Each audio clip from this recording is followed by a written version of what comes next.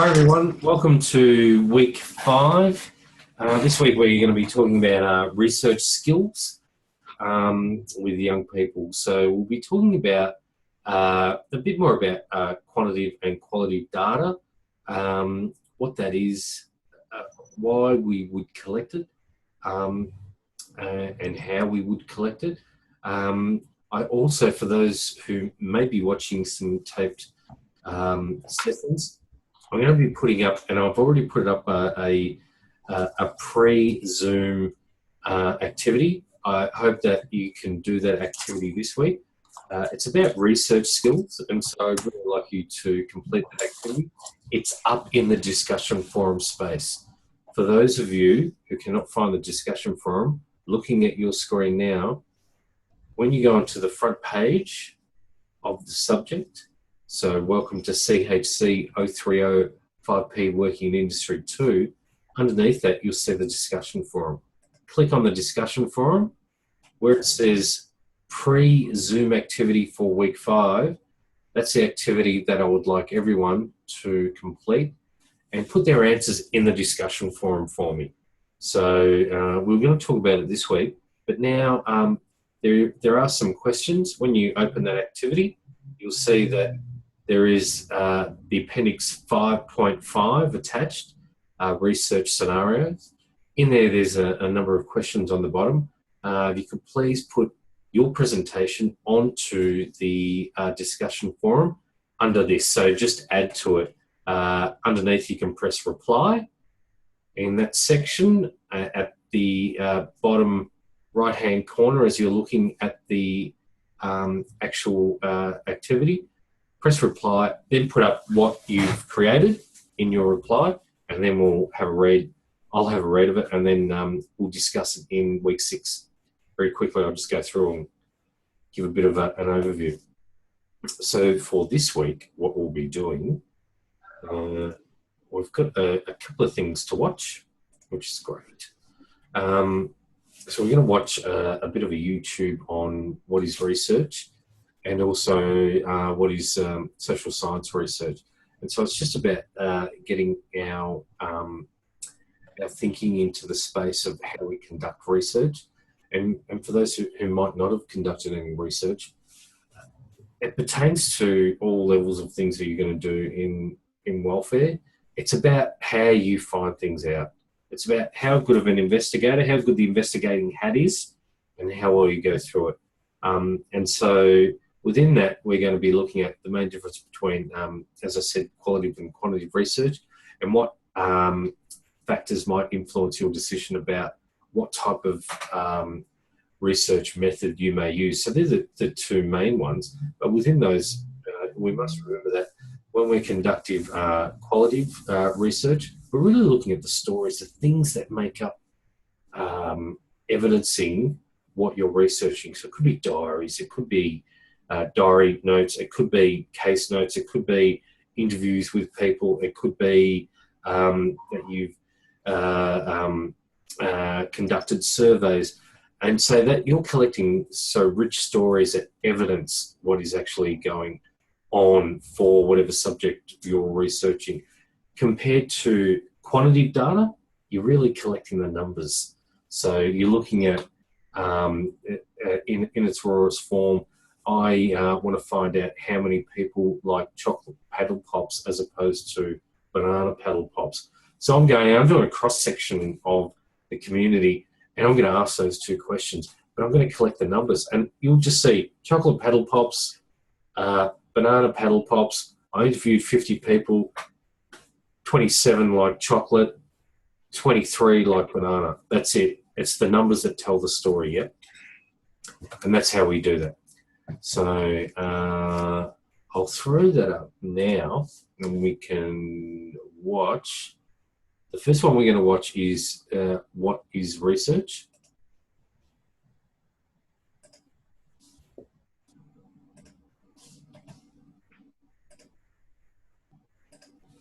Now I'm going to turn my sound up, so I'm just going to try and blow my speakers. I'm just putting mute on everyone watching.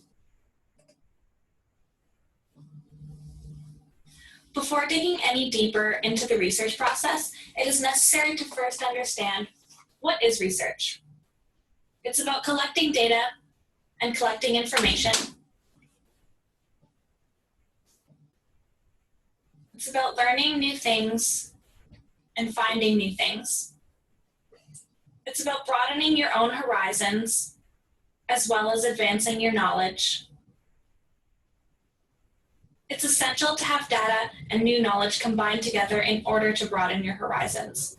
Now that the definition of research is clear, we can begin with the different phases of the research process. And it starts with a bright idea. Then you select, narrow, and formulate the question to be studied.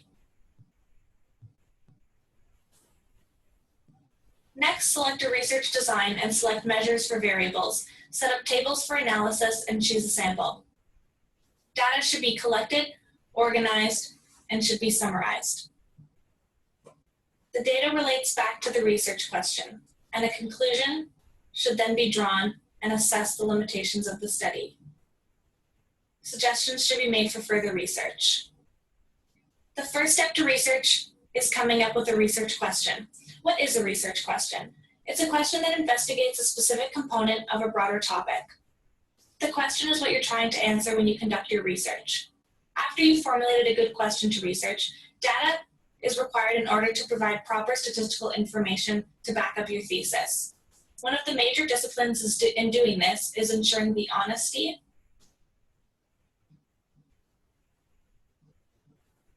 and the accuracy. That's a good Pinocchio. Of your data. When you're obtaining information, also make sure you know your limitations. Research can go on forever, so you want to keep your topic specific and mind your limits. Before formulating a research question, you must first know what is the difference between a theory and a fact. A theory is a supposition or generalized thinking of ideas that are intended to explain something. A fact is something that is known or proven to be true by society. Understanding the definition and difference between theories and facts will help you know which information is important and relevant to your research topic. Clarifying the topic can be a frustrating process after all the data collecting and information has been gathered. Extra information, irrelevant information, and reputation are some factors that should be identified and removed from your research.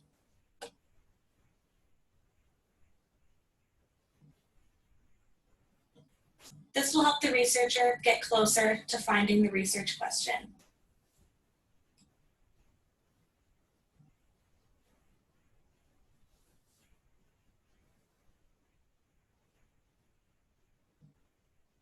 The objectives in the research process are first to summarize the main points that were outlined in your introduction and in your literature review. Next, review the research methods that were employed. Once you've collected your research data, I'm just going to stop that just so I can talk to that a little bit. So what we're talking about, when we're talking about research methods, research methodology, it's really asking how did you collect that data? And there's a number of different ways. So we're kind of talking about two of those at the moment, and quantitative and qualitative data. But you name that in your literature review, it's looking at all the literature that you've gone through. And so a lot of this might not pertain to what you're doing, and it's probably, I would say it's at a high level, but it's really great to understand the process. So if it sounds a little bit confusing, or you kind of going, what's going on, don't be perturbed. Kind of have a listen again to it in your spare time. But it's just taking you through that step process of understanding why we would collect things, and what is the basic process of how we collect research data. So I'm just listening to it, and if you are kind of experiencing that, don't be put off by it. It is just a process that's probably going to be new to both of you if you haven't done any research before, yeah? And you might have done it and you might be saying, stop it, Mark. I know exactly what they're talking about. But either way, I'm just making sure that you don't freak out, because when they're starting to move into that theory of the work, okay? Data and your findings. Discuss the broader implications involved. Finally, you're going to discuss and explore the limitations involved with your findings and think of more suggestions for your future research. With all of your data and information collected and verified, all the pieces will finally come into place and the final point of your research process can be reached. It is only when all these pieces come together that clarity in the subject can be obtained and the final question can be answered. There are two types of research, qualitative and quantitative. Let's start off with qualitative research. This type of research is hypothetical and generally based on human behavior by answering the question what, when, where, why, and how. Qualitative research is also based on facts from other similar research. Now for quantitative. This type of research is mathematically oriented by including charts, statistics, percentages, theories, and hypotheses. Quantitative research requires specific questions narrowing down a general topic. This research is commonly used in psychology, sociology, marketing, and economics. To understand what research is, many steps have been made to help people clarify and simplify the question and the results. The first step is to know what question is being studied and exploring the possibilities. Once you know what to research, start collecting data to help answer your question. Many factors such as data and thesis help you determine what research is relevant to your question. One of the last steps is to take all the data collected and narrow it to help clarify your research question. With all of your information, it's now time to put it all together. Find your results and formulate your conclusion. Oh, wasn't that great? See how they're all working as a group together? I really got that. That was fantastic. So does that make sense to both? So it's really, once you start to kind of realize the differences between qualitative and quantitative data, you can start to choose what you might use in any research project. For me, I like a little bit of both, you know, so within that, it's really good to have facts and figures, percentages, etc. And so that's my quantitative data, my figures. But then to have stories, that rich story, or to have questions where you hear things from people, and to get opinions, and you have snippets of opinions, it gives you a really good evaluation to any project that you might be running. And so if I was evaluating, say I created a program and I was evaluating that program, it'd be great if you just had statistics. It wouldn't give that depth, but if you had some story behind it, you know, people, you know, most people who participate in this program felt X, and then you put an example of one statement, it gives it another depth, that evaluation. Does that ring true to you, or make sense? Yeah.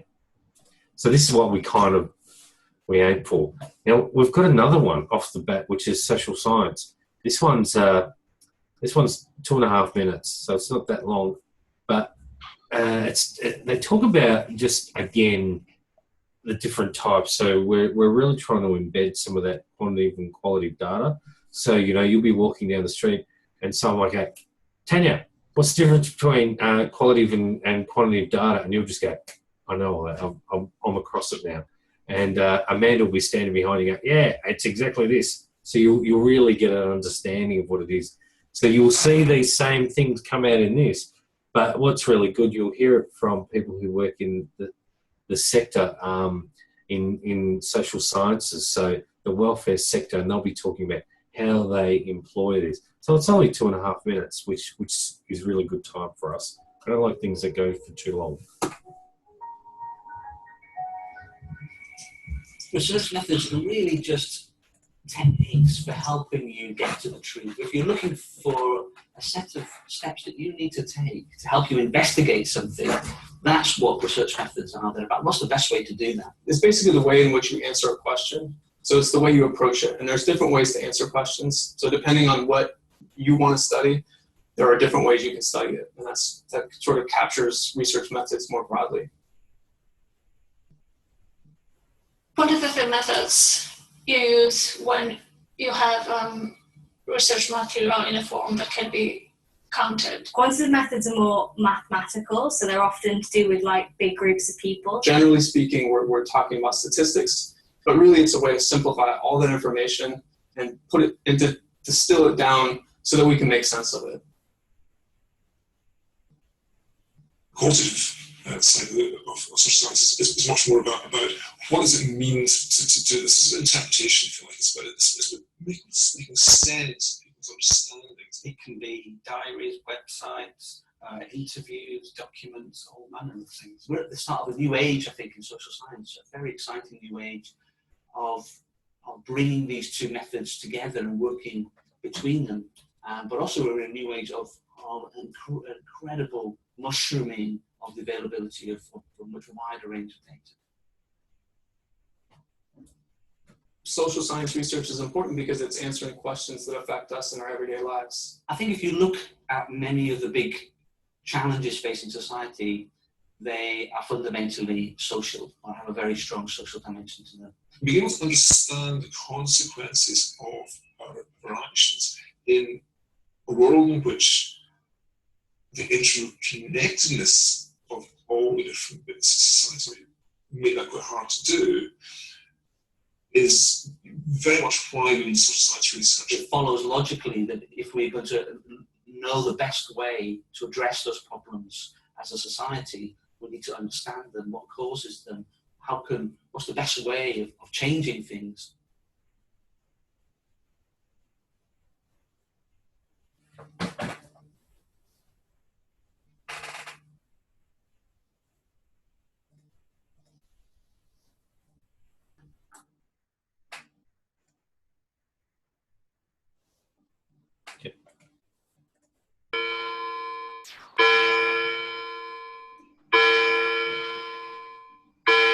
Is that the clock again?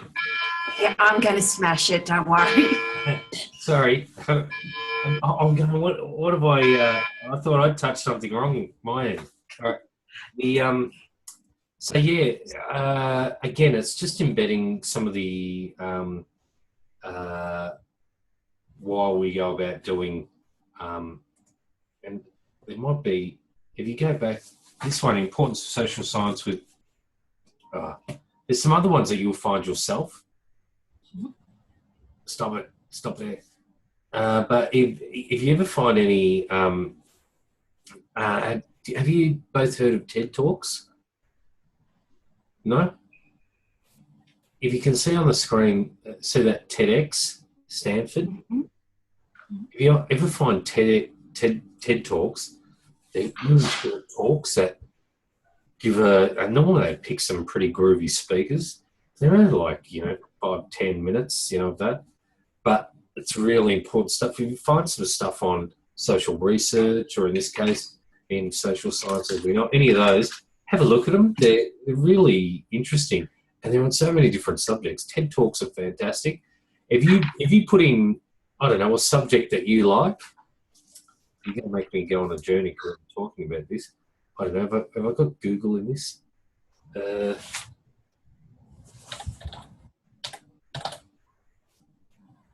Google.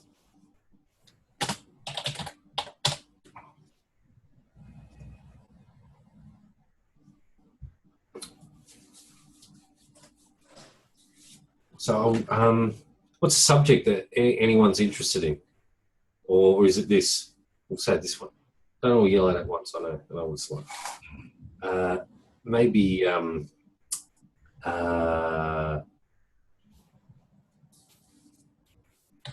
we'll try our luck. To talk.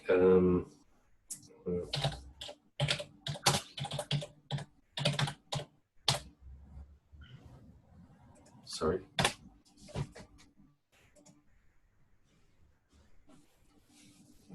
There you go. The Truth in Social Research, TED Talk, social change. That would be a great one. Social change would be really good. All right, so most popular. I don't know where this is going to lead.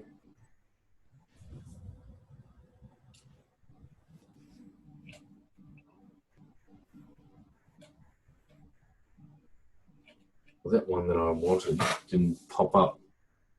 But TED Talks, so if we go the Truth in Social Research, this one will work. and I'll have others around it. The end of social research, bringing research data to life. Yeah, skip that ad. So, I mean, that's 11 minutes, that one. You've got bringing research data to life. And so some of these are just really good to listen to. So I won't bore you to death at the moment, but I just want to, and maybe that didn't close properly. Just wanted to bring them to your attention so you're aware of them. So you can have a look at it. And with TED Talks, I think that's still going in the background somewhere. Yeah. And so with TED Talks, I just find them, some of them are really fascinating to watch because there's some of the best speakers from around the world who do them.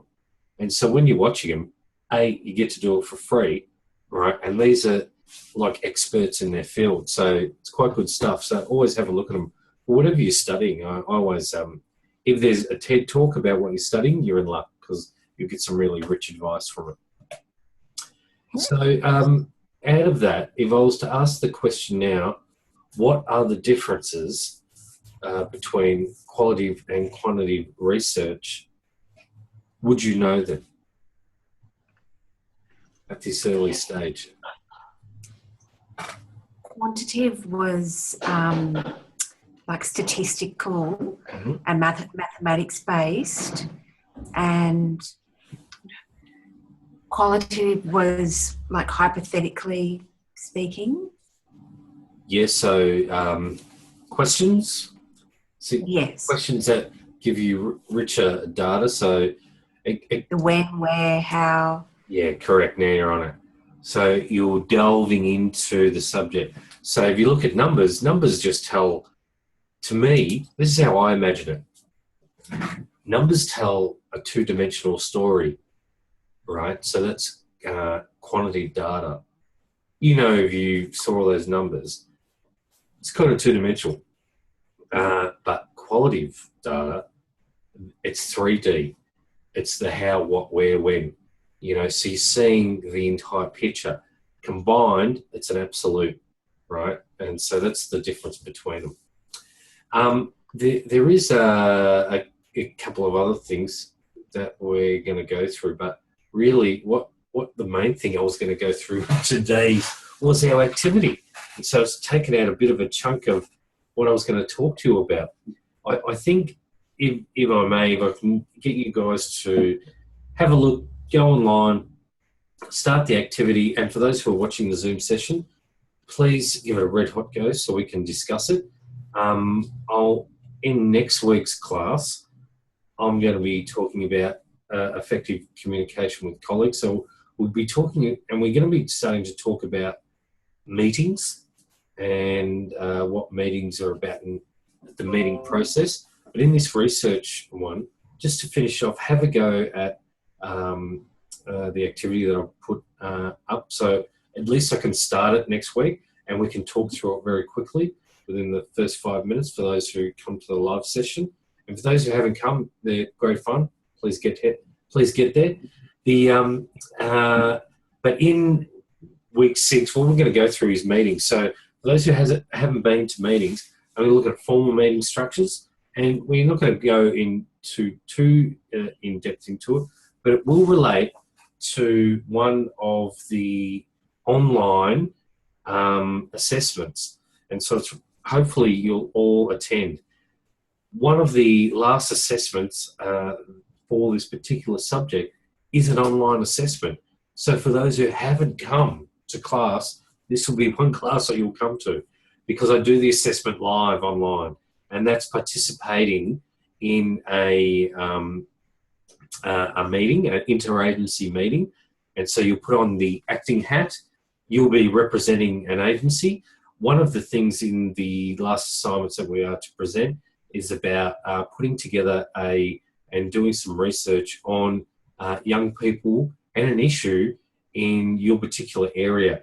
And then you will be representing an agency that you pick in your particular area and talking about that issue as if you represent that agency. And that's where you'll have an interagency meeting. When we're talking next week, we'll be talking about meeting minutes. We'll be talking about in NGOs, non-government organisations or clubs or incorporated associations, what the breakup of the board is. So you've got chairman, secretary, treasurer, ordinary members, and we'll do a bit of a role play scenario. So I'll put some bits and pieces up online in the discussion forum, and I'll put up what is a chairman, what is a secretary, etc., just to get used to it. But have a look at them this week, but also, most importantly, make sure you complete the activity.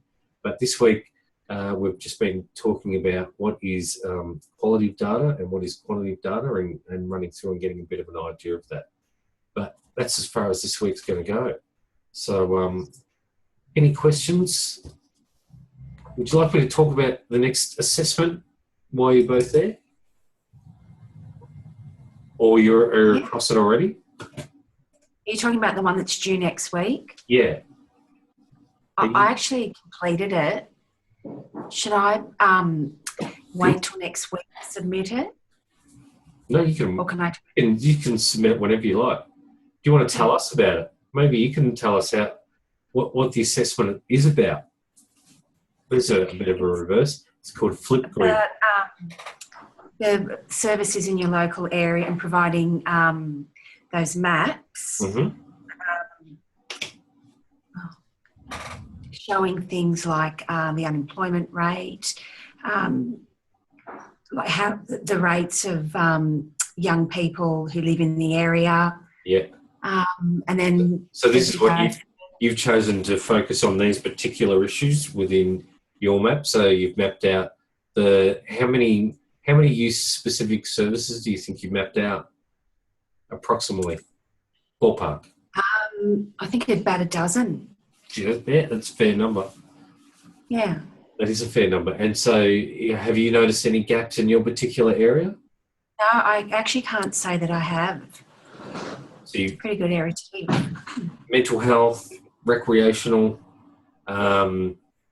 education, employment, drug and alcohol, homelessness, all those types of services seem to be around? Yeah, it seemed to have pretty much everything. Okay, that's great. If that means it's well supported. And so it'd be interesting to see that compared to if anyone is engaged in this class from a rural area, because I take it you're kind of in the burbs or inner Sydney, would that be right? Yes. And so the comparison between what resources are there compared to someone who might live a bit further out or rural areas, and what services are there, and hearing what the difference is, because they're quite sparse as you move out of town. So where you might get all this landed space where you can dance and smell the daisies, you're not going to be able to get these services. That's going to be the real issue. And so it's how we and also the population is a lot more sparse as well. So do you need them that far out? It's the other question. It costs too much. It's more cost effective to have services closer in where the populace is denser. But that's us for this week. Any questions coming up on the assignment, please give me a tingle on the discussion forum, email me, and I'll give you my best answer if you need any clarification. But I'm not hearing anything, so I'm thinking everyone's across it, and we're in a good space. So it'll be interesting to read everything that's handed in. Until next week, my friends, take care. Ciao. You too. Bye-bye.